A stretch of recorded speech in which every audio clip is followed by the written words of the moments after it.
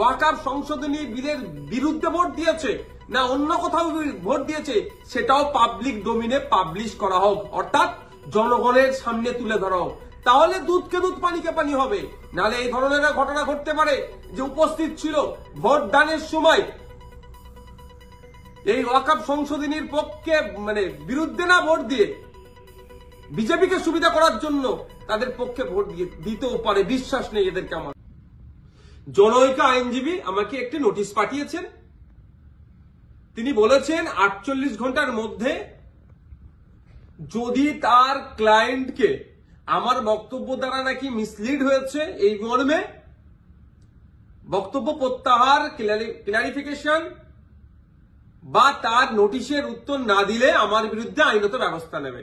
আমি বলি 48 ঘন্টা কেন, 800 ঘন্টা কেন, আর 8 মিনিট কেন, আমি তার নোটিশের কোনো প্রতি উত্তর দেব না। আমার বক্তব্য যদি আইন বহির্ভূত হয়, আমার বক্তব্য যদি সংবিধান বহির্ভূত হয়, সিধে চলে যাক সে কোর্টে, আইনের মাধ্যমে তার সাথে আমার বোঝাপড়া হবে। আমাকে নোটিশ পাঠিয়ে কি ধমকানো চমকানো হচ্ছে? এই ধরনের অনেক নোটিশ আমি খেয়েছি। আমার নামে অনেক মারাত্মক অভিযোগের মামলা নিয়ে আমি মাথায় করে চলছি, মিথ্যা অভিযোগ নিয়ে।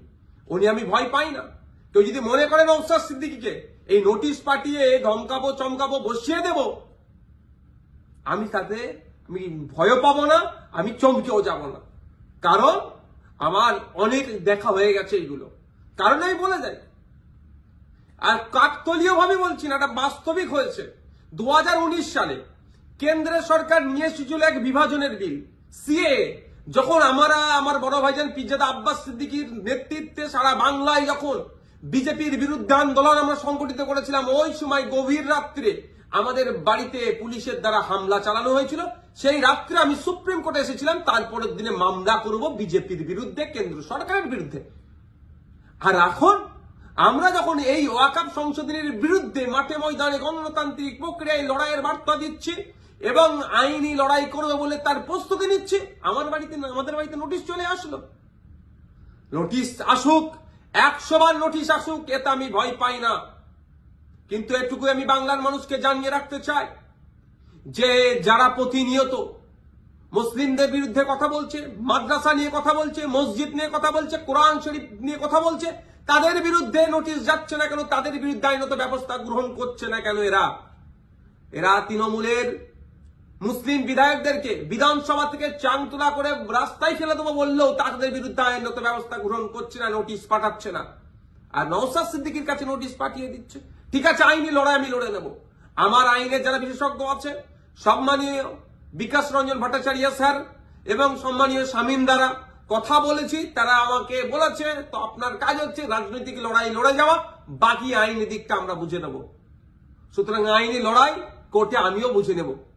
কিন্তু আমার প্রশ্ন, যারা প্রতিনিয়ত মুসলিম সম্প্রদায়কে, মাদ্রাসা মসজিদকে আক্রমণ করছে, বিষ উগলাচ্ছে, তাদের বক্তব্যতে হিন্দু মুসলমানের মধ্যে যে সম্প্রীতি, যে ঐক্য বাংলায় বিনষ্ট হতে পারে, তাদের বিরুদ্ধে কটা নোটিশ করা হয়েছে, তাদের কজনের বিরুদ্ধে আইনত ব্যবস্থা গ্রহণ করা হয়েছে, বাংলার মানুষ একটা জানবেন, আমিও জানতে চাইছি।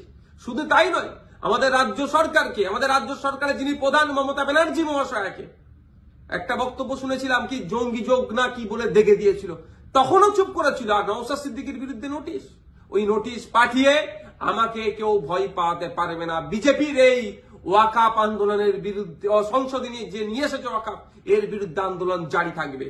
এই অসাংবিধানিক, অগণতান্ত্রিক এরা যুক্তরাষ্ট্রীয় পরিকাঠামোকে ভেঙে দেওয়ার যে সংশোধনী নিয়ে এসছে, এর বিরুদ্ধে লড়াই জারি থাকবে। যখন আমাকে খোঁচা দিয়েছে, আমি কয়েকটা প্রশ্ন বাংলার মানুষের কাছে তুলে ধরতে চাইছি এবং সর্বোপরি তৃণমূল কংগ্রেসের কাছেও তুলে ধরতে চাইছি, এর উত্তর দিতে হবে।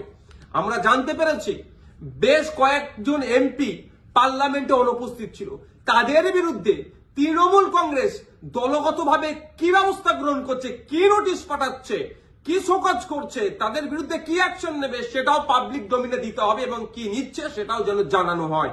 দ্বিতীয় হচ্ছে, যারা পার্লামেন্টে উপস্থিত ছিলেন, টোটাল আমরা যতটুকু জানা আছে, পার্লামেন্টের দুটো কক্ষ মিলিয়ে, লোকসভা রাজ্যসভা মিলিয়ে তৃণমূল কংগ্রেসের এমপির সংখ্যা প্রায় 42টি। এই 42 জনের মধ্যে কতজন ভোটাভুটিতে অংশগ্রহণ করেছে এবং যারা ভোটাভুটিতে অংশগ্রহণ করেছে কতজন ওয়াকফ সংশোধনী বিলের বিরুদ্ধে ভোট দিয়েছে না অন্য কোথাও ভোট দিয়েছে, সেটাও পাবলিক ডোমিনে পাবলিশ করা হোক, অর্থাৎ জনগণের সামনে তুলে ধরা হোক। তাহলে দুধকে দুধ পানিকে পানি হবে। নাহলে এই ধরনের ঘটনা ঘটতে পারে যে উপস্থিত ছিল ভোট দানের সময় এই ওয়াকফ সংশোধনীর পক্ষে বিরুদ্ধে না ভোট দিয়ে বিজেপিকে সুবিধা করার জন্য তাদের পক্ষে ভোট দিয়ে দিতেও পারে, বিশ্বাস নেই এদেরকে আমার। তাই এই ডেটাটা পাবলিক ডোমিনে দেওয়া হোক। আর 3 নম্বর যেটা, যে 2021 সালে এমএলএ বিধানসভা নির্বাচনের সময় বলেছিল বিজেপিকে আটকাতে হবে, ভোটটা আমাদের দিন তৃণমূল কংগ্রেস। যারা আজকের দিনে এমএলএ তারা বক্তব্য দিতে গিয়ে বলেছিল যে বিজেপির বিরুদ্ধে লড়াই করতে গেলে ওনাকে জিতাতে হবে, ওনাকে জিতিয়েছেন। এখন লড়াই করবে না বিজেপির বিরুদ্ধে, না ঘরে ঢুকে চুপ করে বসে থাকবে? লড়াইটা কেমন ভাবে হবে? গণতান্ত্রিক প্রক্রিয়ায় মাঠে ময়দানে নেবে আন্দোলন সংগঠিত করতে হবে, আর একটা গণতান্ত্রিক প্রক্রিয়ায় আইনের সহযোগিতা নিতে হবে। এই যে বিজেপি ওয়াকফ সংশোধনী বিল নিয়ে এসেছে, এটাকে প্রত্যাহার করার দুটো রাস্তা। একটা হচ্ছে জনগণের চাপ সৃষ্টি করে, যেটা সংখ্যালঘুদের উপরে যে দমনপীড়ন হচ্ছে, ভারতবর্ষের পশ্চিমবাংলায় সংখ্যাগুরু মানুষদেরকে দায়িত্ব নিতে হবে। এই সংখ্যালঘুদের উপরে যে দমনপীড়ন নেমে আসছে সেটাকে প্রোটেক্ট কিভাবে করবে, অর্থাৎ মাঠে ময়দানে সংখ্যালঘু থেকে শুরু করে সংখ্যাগুরুরা মিলে আন্দোলন সংগঠিত করবে, জনপ্রতিনিধিদেরকে সামনে রেখে সাথে নিয়ে। একটা দিক। আর একটা হচ্ছে সুপ্রিম কোর্টের দ্বারস্থ হয়ে আইনের মাধ্যমে এই যে নতুন আইন তৈরি করতে চলেছে, এই আইনটাকে রদ করা।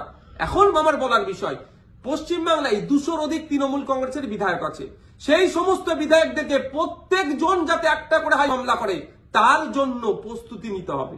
এবার আমি এটা তৃণমূল কংগ্রেসের সুপ্রিমোকে বলছি, তৃণমূল কংগ্রেসের দলকে বলছি এবং সাধারণ ভোটারদেরকে বলছি। ভোটের সময় কিন্তু এই সমস্ত এমএলএ গুলো প্রার্থী ছিল, তারা বলেছিল বিজেপির বিরুদ্ধে লড়াই করবে। আজকে বিজেপির বিরুদ্ধে লড়াই দেখানোর জায়গা হচ্ছে মামলা করতে হবে। এদের 42 জন রাজ্যসভা লোকসভা মিলিয়ে এমপি আছে, 42 আর এই প্রায় 220টা মতো, 250-র অধিক মামলা কিন্তু তৃণমূল কংগ্রেসকে করতে হবে। তার পয়েন্ট অনুযায়ী আমি বলে দিচ্ছি, এইটা চাপ তৈরি করতে হবে। আমি নওশাদ সিদ্দিকী একা যদি আমি একাধিক মামলার দায়িত্ব নিতে পারি, হাজার হাজার মামলা হবে ওয়াকফ সংশোধনী বিলের বিরুদ্ধে, সেটা আমি ভালো করে জানি, বিজেপিও জানে, তৃণমূল কংগ্রেসও জানে, আমি পাবলিকও জানে। কিন্তু তৃণমূল কংগ্রেস কটা মামলা করছে না, মামলা না করে বিজেপিকে জায়গা করে দিচ্ছে, সেটাও পাবলিককে দেখতে হবে। ভোটার যারা ভোট দিয়েছিলেন 2021 সালে, যারা ভোট দেননি তৃণমূল কংগ্রেসকেও, কিন্তু আপনার জনপ্রতিনিধি যারা এলাকায় আছে তাদের কাছে তুলুন আওয়াজ যে আপনাদেরকে মামলা করতে হবে।